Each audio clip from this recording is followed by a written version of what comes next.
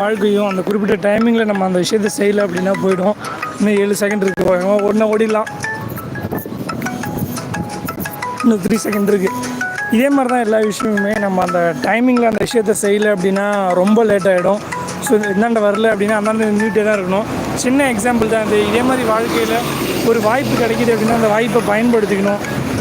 பயன்படுத்தலை அப்படின்னா திரும்ப எப்போ கிடைக்கணும் அதை பார்த்துக்கிட்டே உட்காந்துருக்க மாதிரி இருக்கும். நல்லா தெரிஞ்சுக்கோங்க.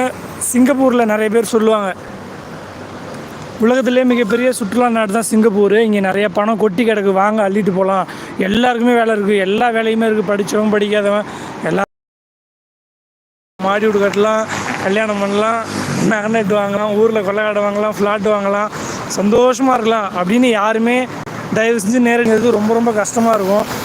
110 பேருக்கு தான் நல்லபடியாக வாழ்க்கை அமையும். மற்ற எல்லாருக்குமே ரொம்ப கஷ்டமாக தான் இருக்கும். டெய்லி புலம்பிக்கிட்டே இருப்பாங்க, மனசுக்குள்ளே புலம்புவாங்க, என்ன பண்ணுறதுன்னே தெரியாமல் குடிப்பாங்க.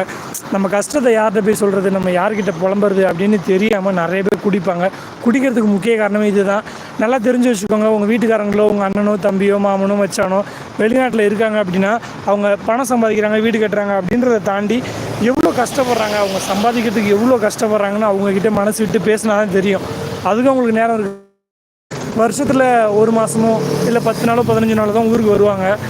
மனைவி நல்லா இருக்கணும், குழந்தைங்க நல்லா இருக்கணும், அப்பா அம்மா நல்லா இருக்கணும்னு கஷ்டப்பட்டு குருவி சேர்க்குற மாதிரி பணத்தை சேர்த்து வீடு கட்டுறதா இருக்கட்டும். ஒவ்வொருத்தவங்க தேவைக்கு ஏற்ற மாதிரி வீடே இல்லாதவங்க இடம் வாங்கணும்னு நினைப்பாங்க, இடம் வாங்கினவங்க வீடு கட்டணும்னு நினைப்பாங்க, வீடு கட்டினவங்க கல்யாணம் பண்ணணும், குழந்தைகளை பார்த்துக்கணும் அப்படின்னு வாழ்க்கையவே அர்ப்பணிச்சுட்டு நிறைய பேர் சிங்கப்பூரில், துபாயில், மலேசியாவில், வெளிநாட்டில் கஷ்டப்பட்டுட்டு தான் இருக்காங்க. தயவு செஞ்சு நீங்கள் இங்கே இருக்கக்கூடிய உண்மைத்தன்மையை தெரிஞ்சுக்க பாருங்கள். நிறைய பேர் போய் சொல்லுவாங்க, அப்படி இருக்குது இப்படி இருக்குது அப்படின்னு. வேலை வாங்கி தரேன், ஏஜென்ட் ஃபீஸ்க்காக நிறைய பேர் நல்ல வேலை கிடைக்கும் அப்படி இப்படின்னு சொல்லுவாங்க. தயவு செஞ்சு நீங்கள் நினச்சி பாருங்கள், இங்கே வேலை செய்கிறவங்க கிட்டே கேட்டு பாருங்கள், இங்கே வேலை எப்படி இருக்கும், கஷ்டமாக இருக்குமா, ஈஸியாக இருக்குமா அப்படின்னு. எல்லா வேலையும் கஷ்டம் அப்படின்னு நான் சொல்ல வரல. ஒரு சில வேலைகள் கஷ்டமாக இருக்கும், ஒரு சில வேலைகள் ஈஸியாக இருக்கும். எல்லாமே மாறி மாறி தான் இருக்கும். 110 பேருக்கு தான் நல்ல வேலை கிடைக்கும், மற்ற எல்லாருமே கஷ்டப்பட்டுட்டு தான் இருக்காங்க. இங்கே உடம்பு வலியாக இருக்கட்டும், மனசு வலியாக இருக்கட்டும், இல்லை கடன் பிரச்சனையாக இருக்கட்டும், இந்த மாதிரி ஒவ்வொருத்தவங்களுக்கும் ஏதாவது ஒரு பிரச்சனை கட்டாயம் இருக்கும். சிங்கப்பூர்லன்னு இல்லை, எல்லா வெளிநாட்டில் வாழக்கூடிய மக்களுமே சந்தோஷமாக இருக்காங்களா அப்படின்னு கேட்டால் மிகப்பெரிய கேள்விக்குறின்னு தான் சொல்லுவேன். அவ்வளோ கஷ்டம். இங்கே எல்லாருமே அப்படி தான் மிஷின் மாதிரி ஓடிக்கிட்டே இருக்கணும். எப்படா ஞாயிற்றுக்கிழமை வரும் அப்படின்னு பாதி பேர் எதிர்பார்த்தாங்கன்னா, இன்னொரு பாதி பேர் ஞாயிற்றுக்கிழமை வேலை கிடைக்காதா, அன்றைக்கி ஒரு 1000 ரூபாய் சம்பளம், ஒரு 10 வெள்ளி ஓட்டி கிடைக்காதா அப்படின்னு நினைப்பாங்க. அந்த மாதிரி நிறைய பேர் கஷ்டப்பட்டுட்டு இருக்காங்க வெளிநாட்டில். உங்களுடைய சொந்தக்காரங்க இருந்தாங்கன்னா கண்டிப்பாக கேட்டு பாருங்கள், அவங்க வாழ்க்கை சிங்கப்பூரில் எந்த மாதிரி போய்கிட்டு இருக்குது அப்படின்னு.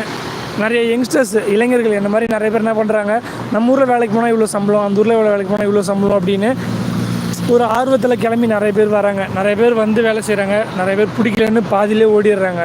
அப்படி பாதியிலே ஓடிட்டாங்கன்னா அவங்களுக்கு கட்டின பணம் ஒன்றுமே கிடைக்காது. ஏஜென்ட் ஃபீஸாக இருக்கட்டும், அந்த ட்ராவல் எக்ஸ்பென்ஸாக இருக்கட்டும், எல்லாமே உங்களுக்கு 1 ரூபா கூட திரும்ப கிடைக்காது. அதை நல்லா தெரிஞ்சு வச்சுக்கோங்க. நல்ல வேலை கிடைச்சா வரலாம், நான் வரவே கூடாது அப்படின்னு சொல்லலை. நல்ல வேலை கிடைச்சா வரலாம், இல்லைன்னா வராதிங்க. தயவு செஞ்சு நம்பி ஏமாறாதீங்க யாரையுமே. சிங்கப்பூரில் வேலை வாங்கி தராங்க,